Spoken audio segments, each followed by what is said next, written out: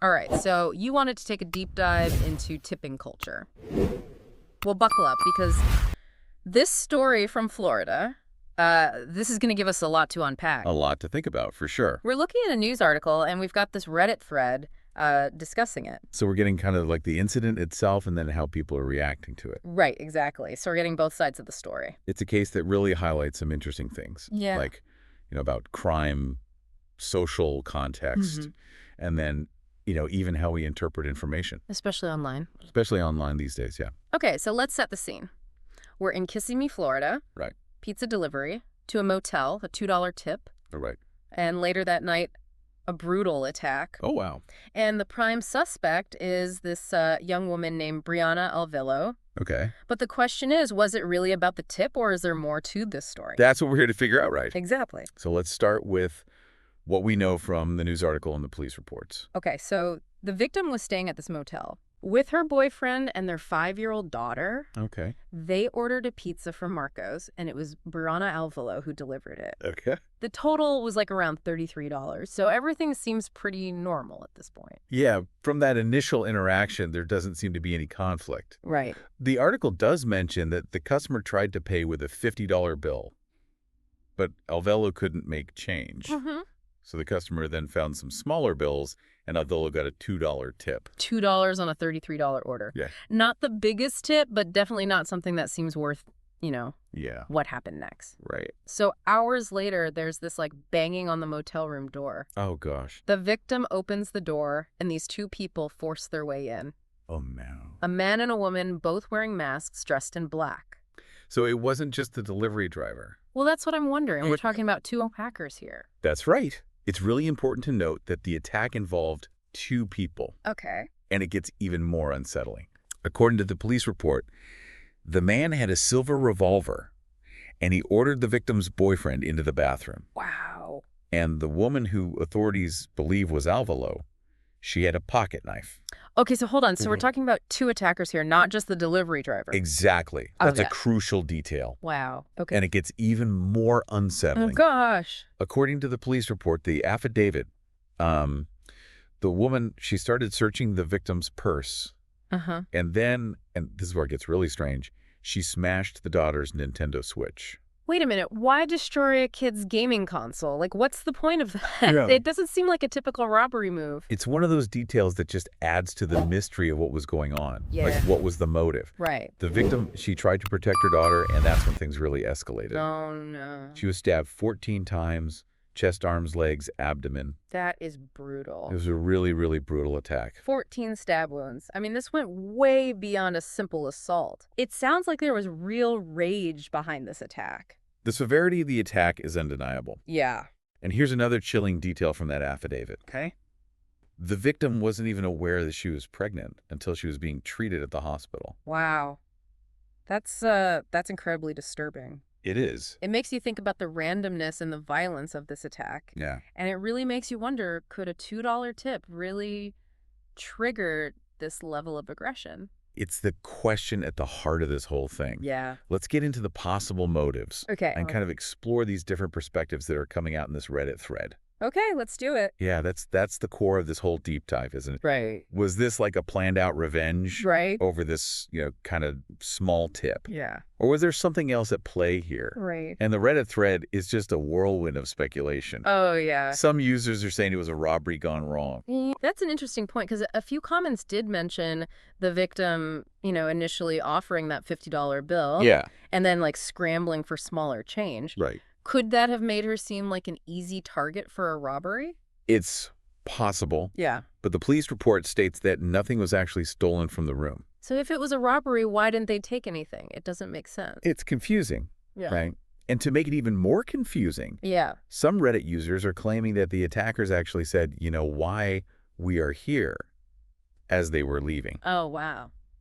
which seems to suggest a more personal motive. Right, like a revenge thing. Exactly. But then why destroy the Nintendo Switch? Why destroy her phone? Yeah. If they were robbers, wouldn't they have taken that stuff? They could resell it. Exactly. It just adds another layer to this whole puzzle It really does. that we can't quite figure out. Yeah. We don't have all the pieces. Right, and this whole case, it's really sparked this huge debate about broader issues like safety, Florida's reputation, Of course. and of course, tipping culture. Big time.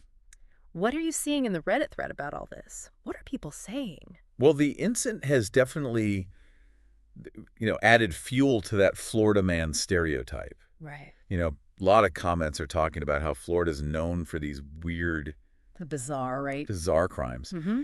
It just shows how location can really influence how we see things. Right. Like a geographic location can just become shorthand for a certain type of behavior. Exactly. It's really interesting. Yeah. But beyond the Florida connection, tipping culture is really front and center here. Absolutely. There are some really strong opinions on both sides. Yeah, you've got people sharing their own experiences as delivery drivers, Right. both positive and negative. Of course. Some are talking about how they're struggling financially because they rely so heavily on tips, Yeah. while others are really frustrated with, what they see as just bad tipping. Right. And it's not just about the money, it's about respect, too. Absolutely. Ned. It's a complex issue. Yeah. It brings up all sorts of questions about, labor practices and social expectations. And economic realities, right. Exactly. Yeah.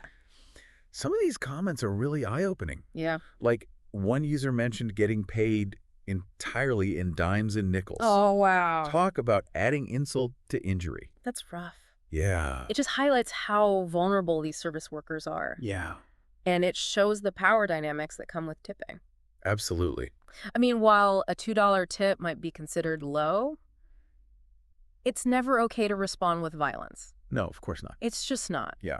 This case is a tragic reminder that we need more empathy and understanding on both sides of that interaction. For sure. Between the customer and the worker. Right. Okay. So let's take a step back for a minute and consider our sources. Yeah.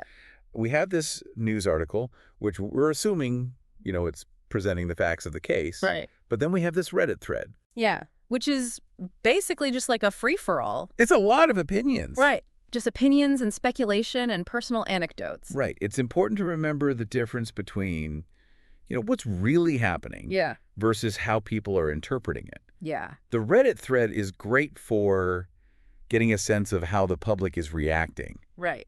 But it's not always accurate. Right. It's not a replacement for, verified facts. Yeah, it's like we're playing a game of telephone with this information. Yeah. As the story gets passed around, details get distorted. They do. And it's hard to know what to believe. Exactly. And even straightforward details can get muddled. Yeah. For example, in the Reddit thread, there are these conflicting comments about whether the motel was even in a tourist area. Right. Which shows how easily misinformation can just creep into these online discussions. It happens all the time. Yeah. We have to be careful. Right. And let's not forget about the power of headlines. Oh, yeah. Those are huge. Even the news article's title. It's something like, Florida pizza delivery woman stabbed a pregnant customer 14 times over a bad tip. Right. It grabs your attention. It does. But does it really reflect what happened? Yeah. Does it tell the whole story? Does it tell the whole story? That is the question. And how do we navigate all this information, Right. How do we form informed opinions without getting caught up in all this speculation and sensationalism? That's tough. It's tough. Especially online. Especially online, right? Yeah. So how do we become more critical consumers of information? That's a great question. And it's really at the heart of, what we're trying to do here. Right. With the deep dive. On the deep dive, right. We're not just like summarizing information. Yeah. We're giving you the tools. Right. To analyze it. To think for yourself. To interpret it. Right, exactly. So you can come to your own conclusions. We want you to be able to think critically. Right. Question assumptions and form your own opinions based on, all of the evidence. A balanced view of everything. A balanced view. Right. And And sometimes that means, admitting that we don't know everything. Right. This case is a perfect example of that. Yeah. There are still so many unanswered questions. Yeah. And it's hard. Yeah. But we have to resist that urge to just fill in the blanks with guesses or our own biases. Right. It's about embracing the complexity of the situation. Yeah.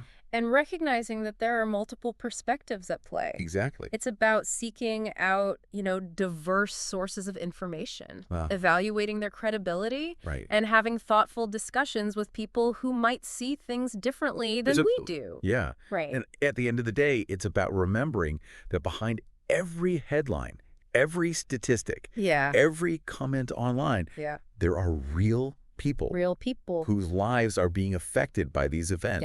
Yeah. We need to approach these situations with empathy. Absolutely. And a genuine desire to understand. Especially in a world where, information overload and snap judgments can just... It's so easy to get caught up in that. It's so easy to get caught up in all that. Yeah. So as we're wrapping up this deep dive into a story that is equal parts bizarre and thought-provoking, It really is. we encourage you to keep exploring these issues. It's a case that sparked so much discussion, Yeah. and it's easy to get caught up in the craziness of it all. The sensationalism. Right. Yeah.